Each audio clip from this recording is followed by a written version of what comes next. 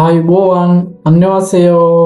ඉතින් ඔයාලට මම අද වීඩියෝ එකක් ගෙනල්ලා තියෙනවා. ඒ තමයි කොරියන් භාෂාවේ වැඩිපුරම භාවිතා වෙන ව්‍යාකරණයක්. මේක මූලිකම ව්‍යාකරණයක්. ඒ වුණාට මේක හොඳින් දැනගෙන තියෙන්න ඕන කතා කරන්න අවශ්‍ය නම්. ඉතින් මේ තමයි ඊගා නිපාත දෙක. ඊගා කියන ව්‍යාකරණය. එතකොට මේ ව්‍යාකරණය අපි පාවිච්චි කරන්නේ කොහොමද කියලා දැන් බලමු.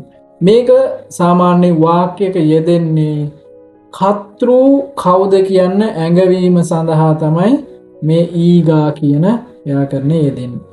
එතකොට වාක්‍යයක් අපි කියවගෙන යනකොට ඒක ඉන්න කතෘ කියලා කෙනෙක්. ඒ තමයි වාක්‍යයේ යම්කිසි ක්‍රියාවක් තියෙනවා. ඒ කියන්නේ කරන දෙයක් තියෙනවා. එතකොට ඒ ක්‍රියාව කරන කෙනා තමයි කතෘ කියලා කියන්නේ. එතකොට ක්‍රියාවට භාජනය වෙන කෙනා තමයි කර්මය කියලා කියන්නේ. අපි බලමු පොඩි උදාහරණයක්. ඒ තමයි මේ සිංහලෙන් තියෙන අම්මා බත් උයනවා. එතකොට අම්මා බත් උයනවා කියන එකේ කතෘ තමයි අම්මා කියලා කියන්නේ. එතකොට බත් කියලා කියන්නේ මොකද්ද? උයනවා කියන කාරණයට, උයනවා කියන ක්‍රියාවට භාජනය වෙන කෙනා තමයි, භාජනය වෙන දෙය තමයි එක්ක කෙනා හරි දෙය හරි බත් කියලා කියන්නේ.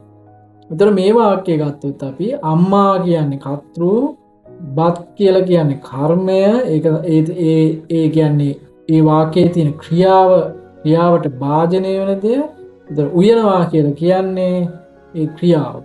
එතකොට මේකෙදී අම්මා කියන කෙනා තමයි මේ වාක්‍යයේ කතෘ. දැන් මෙතන උඩ එකක් තියෙනවා. ඒක අම්මා ලස්සනයි. දැන් මේකේ ඒ ප්‍රධාන, ඒ කියන්නේ මේ කතෘ කියන්නේ ප්‍රධානියනේ. ඒතර මේ වාක්‍යයේ වැඩ කවුද? ඒතර අම්මා තමයි මේ වාක්‍යයේ වැඩ. ඒතර මේක තියෙනවා අම්මා ලස්සනයි. ඒතර මේ වාක්‍යෙත් ලස්සනයි කියන දේ කාටද අයිති?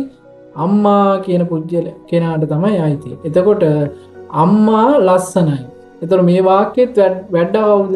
මේ වාක්‍යෙත් වැඩ තමයි අම්මා කියලා කියන්නේ. එතකොට ඔන්න අපි බලමු මේක යොදන්නේ කොහොමද. ඔම්මාගා යෙප්පෝයෝ. ඔම්මා කියලා කියන්නේ අම්මා. ඔමෝනි කියලා කියනවා.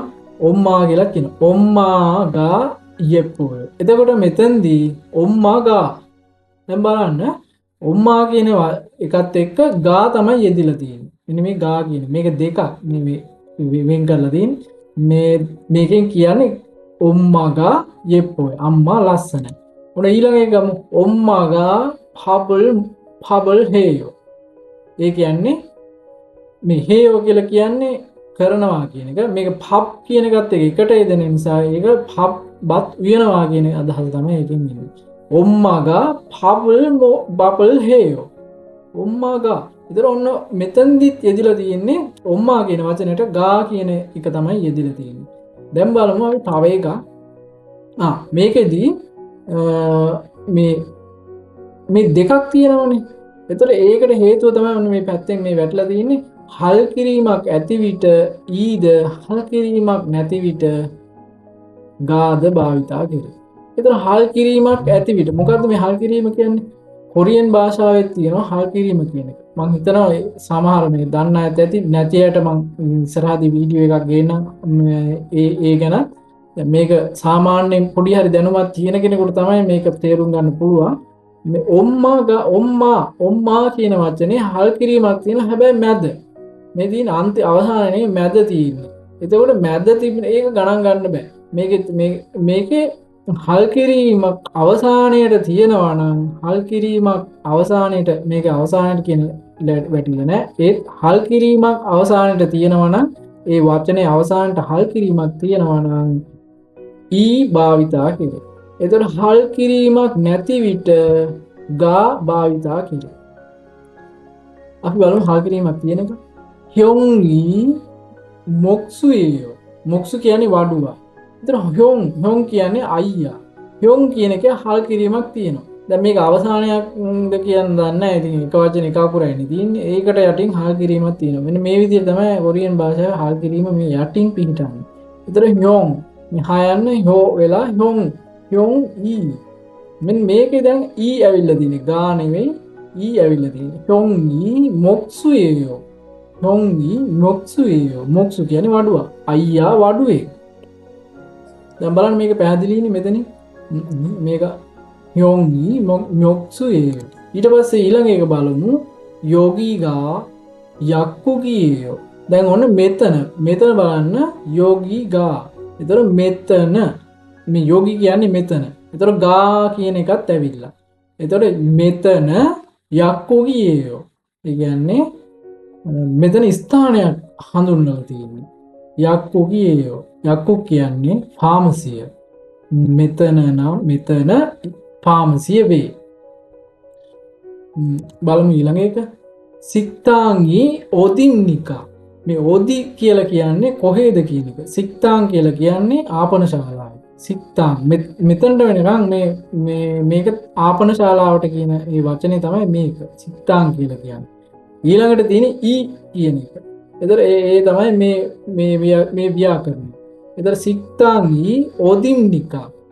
ඉන්නිකා කියන එක ගැන එච්චර හිතන්න යන්න එපා. මේ ඕදි කොහේද කියන එක තමයි මේකේ අර්ථය.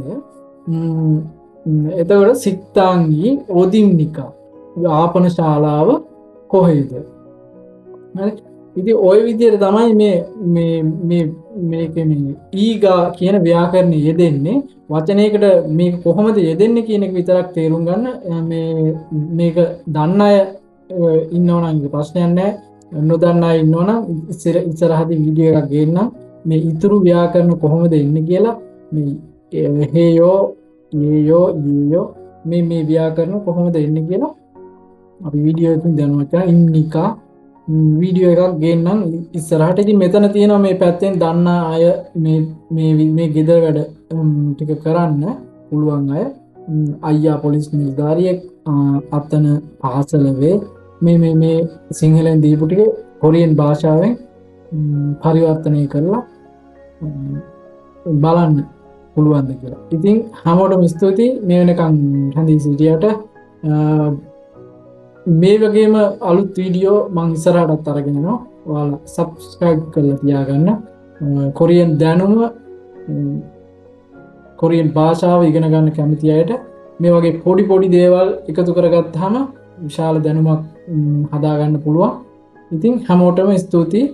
ආයුබෝවන්. අන්‍යවහන්සේයෝ.